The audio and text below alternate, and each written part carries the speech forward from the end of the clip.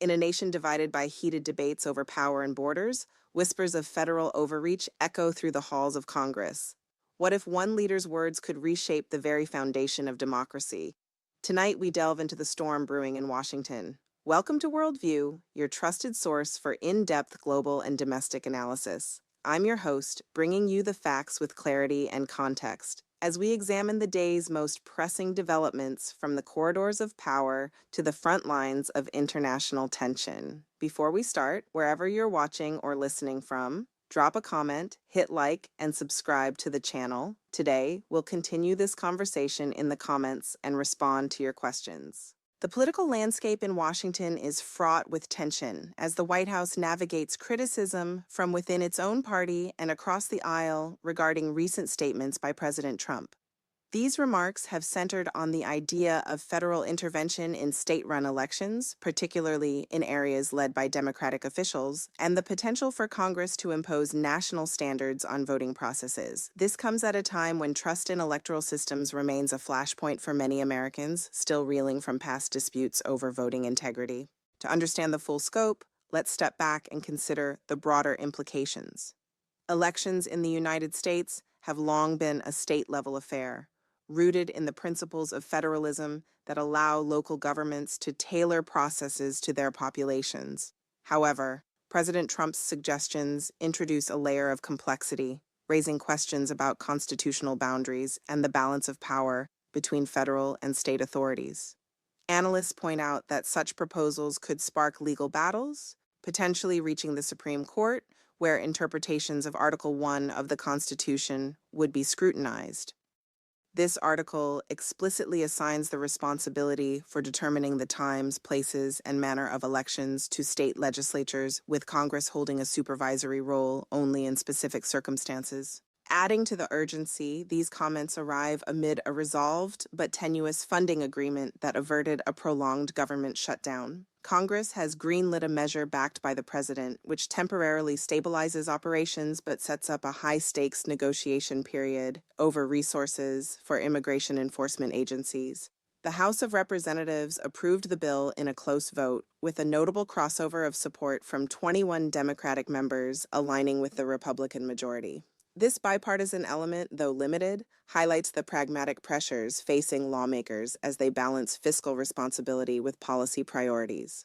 The president has expressed strong intent to enact this legislation without delay, emphasizing its role in maintaining government functionality. Yet the deal merely postpones deeper conflicts, allocating just a fortnight for discussions on funding the Immigration and Customs Enforcement Agency and the broader Department of Homeland Security. These talks are shadowed by ongoing controversies surrounding the administration's aggressive approach to immigration in regions like Minnesota, where operations have drawn widespread scrutiny. Delving deeper into the immigration narrative, the White House has outlined its stance on upcoming negotiations, underscoring a commitment to dialogue while remaining firm on core objectives. Officials have reiterated that concessions on enforcing immigration laws are off the table, framing these efforts as fulfilling a mandate from a significant portion of the electorate.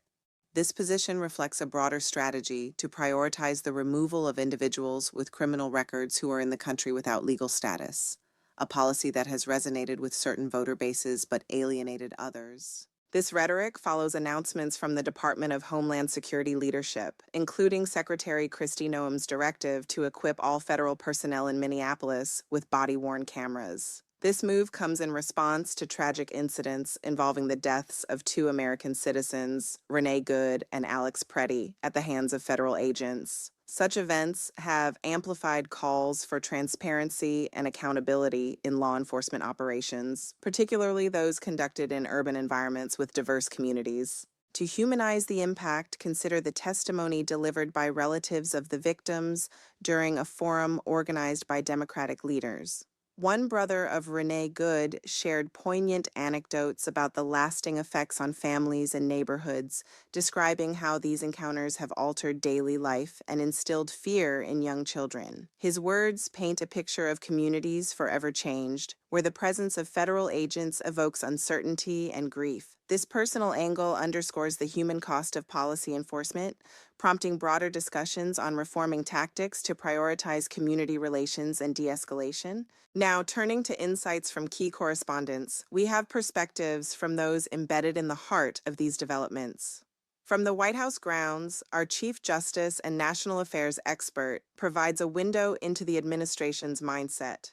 When queried on the president's level of engagement in the forthcoming Department of Homeland Security funding deliberations, the response reveals a nuanced involvement.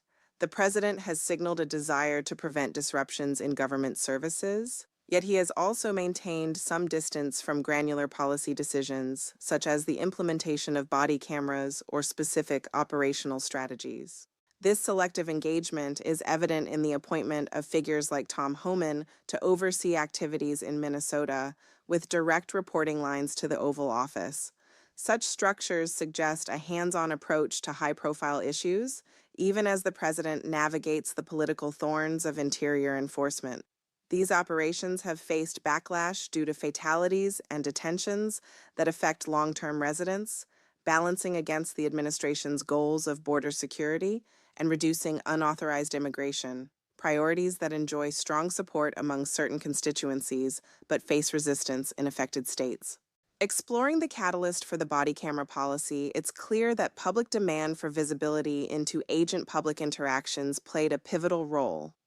Advocates argue that footage serves dual purposes: enhancing public trust by offering an objective record of events and bolstering officer safety amid rising threats. The Department of Homeland Security has reported a surge in dangers faced by personnel, making these devices a tool for protection as much as accountability. Interestingly, the president has publicly attributed this decision squarely to Secretary Noem, creating a buffer between himself and the policy's rollout. This distancing tactic allows for flexibility in responding to criticism, while funding and availability of equipment have been cited as reasons for prior delays. However, the policy stops short of addressing other contentious elements, such as agent anonymity through masks or the specifics of engagement rules, leaving room for ongoing debate. Shifting focus to Capitol Hill, our correspondent there outlines the path forward for the immigration and security funding battle. The recently passed bill, while a relief, is viewed as the simpler hurdle compared to the impending negotiations.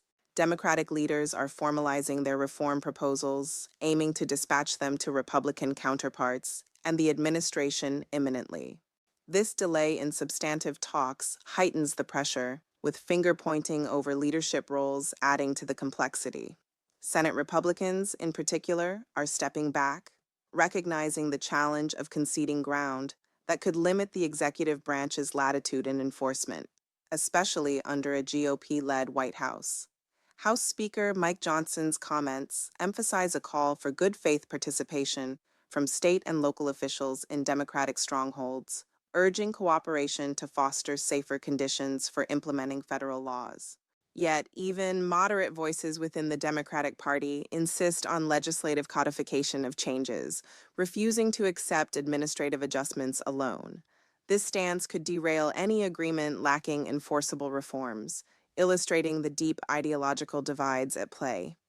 Reflecting on how the funding measure cleared the House, credit goes in part to the president's direct intervention via social media, rallying reluctant Republicans by insisting on passage without amendments like the proposed SAVE Act. This legislation, which seeks to mandate proof of citizenship for voting, was deemed a non-starter by Democrats, who argue it redundantly addresses existing requirements and could suppress turnout. The Speaker's narrow majority necessitated intense behind-the-scenes negotiations, including direct engagements on the floor, to secure the votes. Looking ahead, incorporating elements like defunding sanctuary jurisdictions or attaching the SAVE Act poses significant obstacles as Republicans grapple with internal unity and cross-aisle compromises.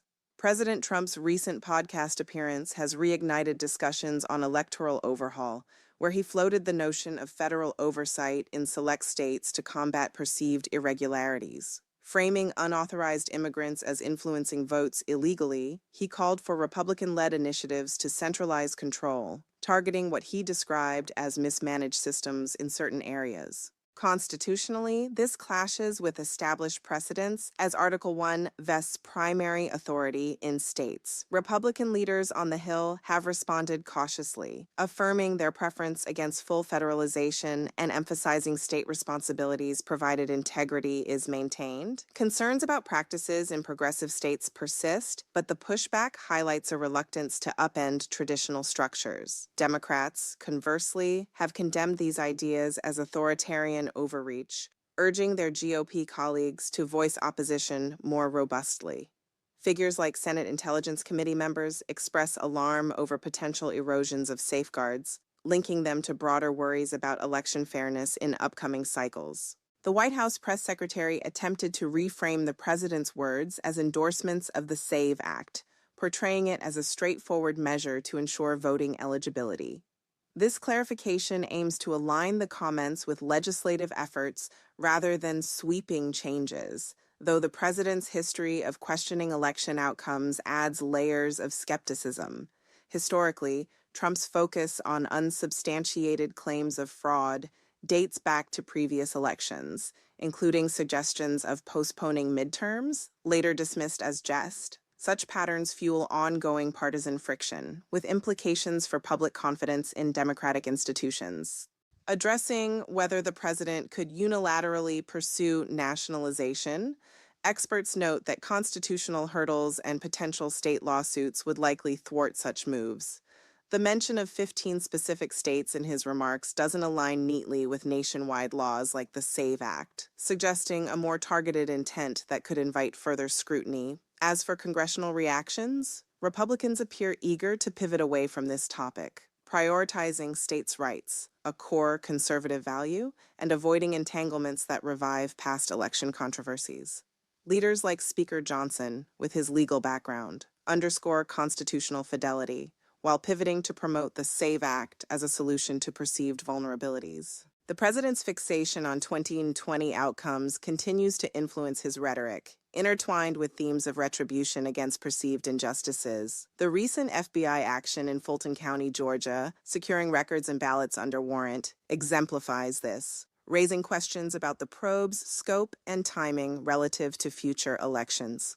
Democratic critiques, voiced by figures like Senator Mark Warner, highlight concerns over the involvement of intelligence officials in domestic matters, particularly those tied to personal grievances. Calls for accountability, including potential testimonies, underscore bipartisan unease, though Republican responses remain muted. In a separate interview, Congressman Ted Lieu, a prominent Democratic voice, dismissed the nationalization idea as constitutionally invalid, vowing fierce opposition to any legislative attempts. He stressed the need to balance economic messaging, pointing to rising inflation indicators, with defenses of voting rights.